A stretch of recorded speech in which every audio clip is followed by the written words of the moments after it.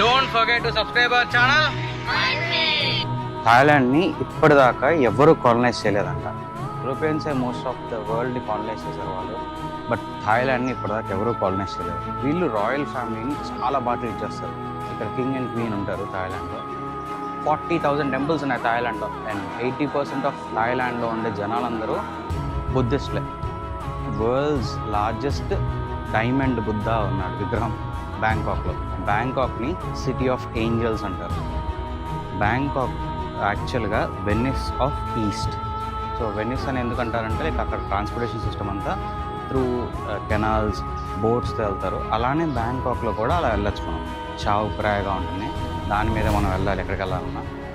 So అందుకని దాన్ని Venice of east అంటారు. These are some interesting fact. మీకు ఇంకేమైనా ఫ్యాక్ట్స్ తెలిస్తే ఆర్ ఎల్స్ దీన్ని కంటిన్యూ చేస్తూ మీరేమైనా చెప్పాలనుకుంటే కామెంట్ సెక్షన్లో తప్పకుండా మెన్షన్ చేయండి.